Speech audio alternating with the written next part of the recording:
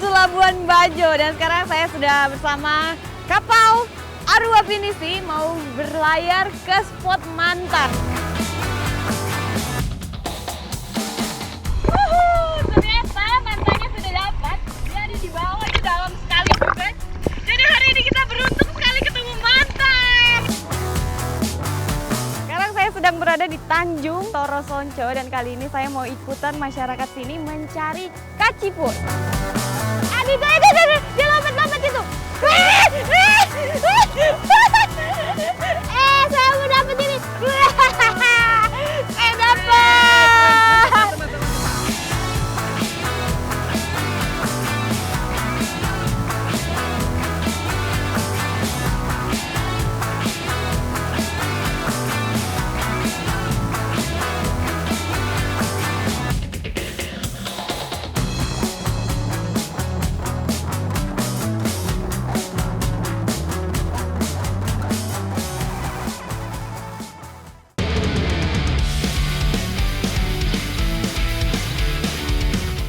Sebagai salah satu negara kepulauan terbesar di dunia, Laut Indonesia mencapai 6,4 juta kilometer persegi. Itulah sebabnya Indonesia terkenal dengan para pelaut yang ulung. Nah, kali ini saya akan bertualang mengarungi keindahan perairan Labuan Bajo menggunakan pinisi, kapal kebanggaan Indonesia yang masuk ke dalam warisan budaya tak benda UNESCO. Welcome to Labuan Bajo, dan sekarang saya sudah bersama kapal Arua Pinisi mau berlayar ke spot Manta. Tapi sebelum itu saya mau bantuin kakak-kakak di sini pasang layar. Ikut jejak saya, jejak petualang. Ayo.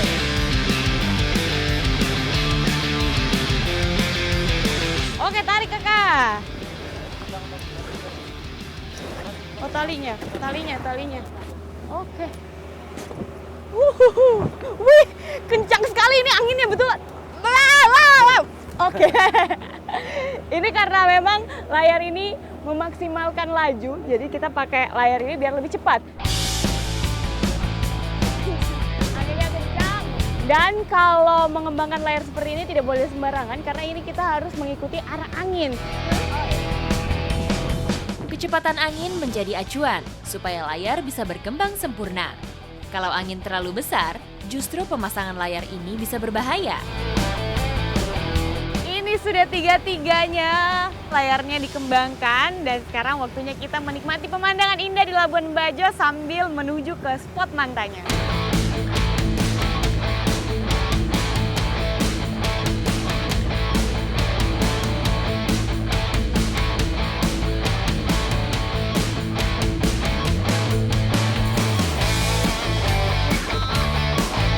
Kapal Pinisi berasal dari Bulukumba, Sulawesi Selatan. Kapal yang sudah dibuat sejak abad ke-14 ini awalnya digunakan untuk membawa barang dagangan ataupun mengangkut hasil alam. Seiring berjalannya waktu, kini kapal Pinisi banyak digunakan wisatawan untuk berlayar, khususnya di lokasi-lokasi eksotis seperti Labuan Bajo, Bali, dan Kepulauan Raja Ampat. Sekarang saya sudah sampai di Manta Point dan siap untuk langsung ke lokasi pemantauan. Tentang air. Jadi kalau Mantanya ini suka yang berarus gini, Om? Suka dia, suka berarti. Oke, berarti bisa jadi kita dapat hari ini ya? Hari ini. Dapat. Amin. Pasti dapat. Amin. Oke, sekarang saya sudah sampai di spot Mantanya. Sudah tidak sabar untuk ketemu dengan Manta, tapi sebelum itu, kalau dulu saya cliff jump, sekarang saya mau cobain lompat dari kapal Pinisi. Ikut jejak saya, jejak petualang.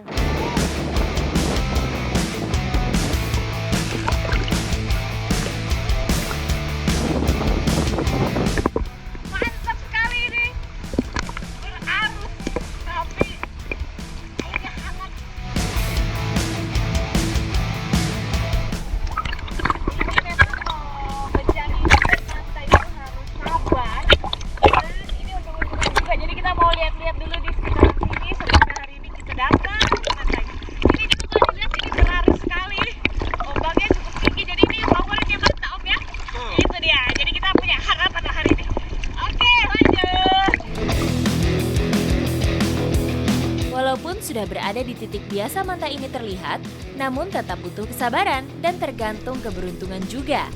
Terkadang bisa langsung terlihat atau harus mencari dulu nih, seperti yang saya lakukan bersama tim. Namun yang terpenting harus tetap semangat agar bisa melihat manta langsung di habitatnya. Gak cuma sekadar melihat saja, pemantauan manta secara langsung di habitatnya juga bertujuan sebagai bahan pembelajaran mengenai filter feeder, alias hewan penyaring ini.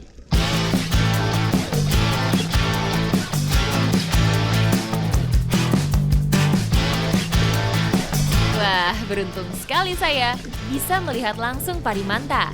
Pari berukuran besar yang merupakan filter feeder ini dalam sehari mampu menyedot plankton hingga hitungan ton. Manta yang sering dijumpai di sini merupakan jenis manta birostris atau biasa disebut pari manta oceanic. Ternyata mantanya sudah dapat. Dia ada di bawah, di dalam sekali juga. Dan memang dia tenang sekali. Jadi hari ini kita beruntung sekali ketemu manta.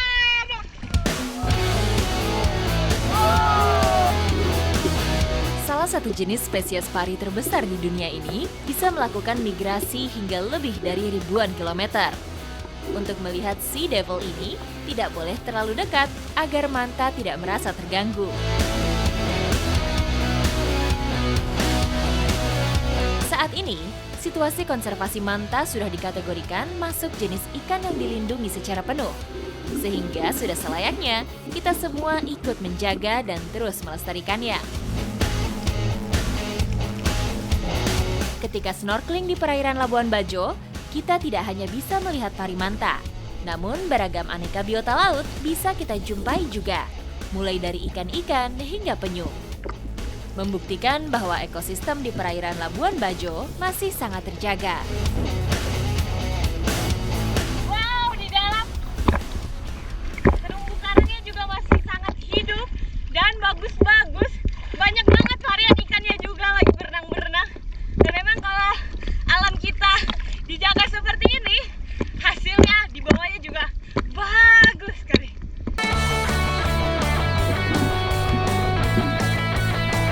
Itu dia, penyunya ada 2 lagi istirahat di bawah. Dan beruntung sekali saya ketemu penyu.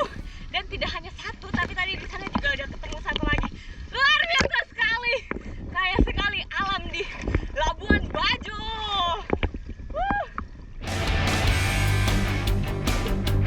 Penyu atau kura-kura laut dapat ditemukan hampir di semua samudera yang ada di dunia. Hewan yang sudah ada sejak ratusan tahun lalu ini sesekali muncul ke permukaan karena penyu bernapas menggunakan paru-paru. Indonesia menjadi habitat 6 jenis penyu dari 7 jenis penyu yang ada di dunia. Karena perairan Indonesia menjadi jalur migrasi penyu laut. Ketika menikmati keindahan laut, kita harus dan wajib untuk ikut menjaga kelestariannya. Jangan sampai keberadaan kita justru malah mengganggu apalagi merusak. Tadi sebelum saya masuk, itu banyak ikan-ikan kecil yang memang berenangnya sukanya sama arus karena di atas itu banyak sekali oksigen. Sungguh pengalaman yang luar biasa. Bisa bertualang menggunakan kapal pinisi, belajar langsung mengenai pari manta, serta menikmati keindahan alam di Labuan Bajo. Ikuti jejak saya, Jejak Petualang.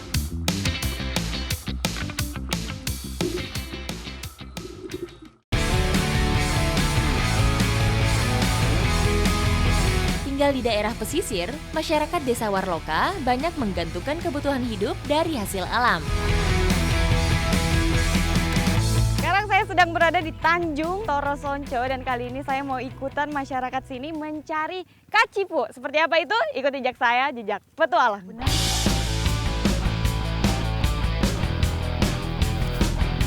Ibu sudah dapet kah? Wah, karena dia kecil jadi kita harus teliti juga nih carinya. Karena dia biasanya hidup di sela-sela batu-batu seperti ini. Benar. Kacipu atau memiliki nama latin Littoraria scabralineus merupakan salah satu jenis kerang konsumsi yang biasa dicari sebagai bahan masakan di sini. Kacipu menjadi salah satu kerang favorit karena cukup mudah ditemukan dan memiliki rasa yang nikmat. Ini dia kacipu, sejenis siput. Tapi kalau mau mencari ini disarankan ketika airnya surut, karena dengan air surut bisa kelihatan. Oh, ini lagi satu ada nih. Ah, ini dia. Ini mah siput mata lembu. Saya dapat siput mata lembu nih. Wih. Jadi ternyata bukan kacipo saja yang ada di sini, tapi juga ada siput mata lembu dan lain-lain. Keberagaman jenis moluska yang ada di sini menandakan ekosistem yang masih terjaga dengan baik.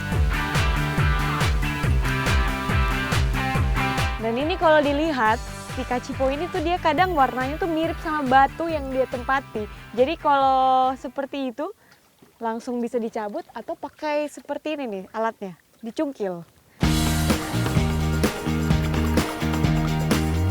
Selain di Batu Karang, habitat persebaran kacipu ini juga cukup luas, seperti di substrat berpasir ataupun berlumpur seperti di ekosistem bakau. Kelas Gastropoda ini memiliki kemampuan adaptasi yang baik di berbagai lingkungan. Saya sudah dapat banyak, Ibu udah dapat, Bu. Udah dapat juga banyak ya? Wah. Kakak di belakang sudah banyak juga? Ya, sudah. Sudah banyak semuanya ini. Kita mau satukan dulu supaya kelihatan sebanyak apa yang kita dapat hari ini. Ini dia, kita sudah dapat lumayan banyak. Sekarang kita mau olah jadi makanan yang enak. Ikat jejak saya, jejak petualang. Ayo.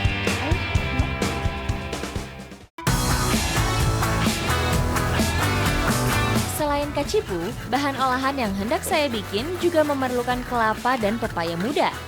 Bubuk kunyit, garam, cabai, dan bawang menjadi bumbu penyedap alami. Sambil menikmati pemandangan yang indah ini, sekarang kita mau olah kacipunya menjadi masakan santan uta kacipo. Jadi ini mau direbus dulu kaciponya biar nanti bisa dikeluarkan dari cangkang. Perlu waktu lebih kurang 20 menit untuk merebus kacipu sampai warnanya berubah menjadi hijau. Jadi cukup unik sekali karena yang sebelumnya warnanya seperti warna karang, sekarang sudah berubah jadi warna hijau. Daging kacipu rebus selanjutnya dikeluarkan dari cangkang dengan cara mencungkilnya.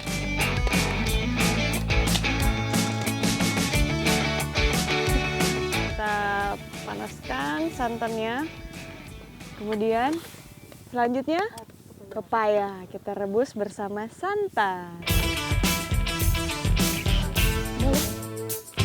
Lalu masukkan irisan bawang, cabai, garam, dan bubuk kunyit.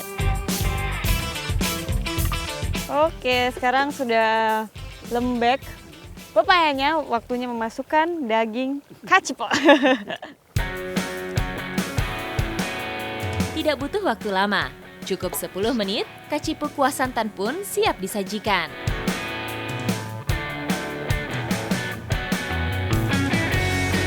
Saatnya menikmati masakan santan uta kacipu.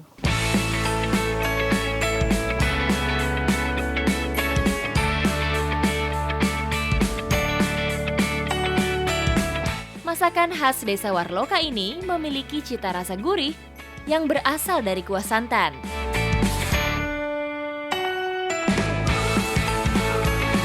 Kita lihat nih, masakan santan uta kacipu ini memiliki kandungan gizi yang baik karena ini ada sayurannya juga. Terus ada siputnya yang tinggi protein, jadi ini cukup sekali untuk memenuhi kebutuhan nutrisi badan kita. Ikuti jejak saya, jejak petualang!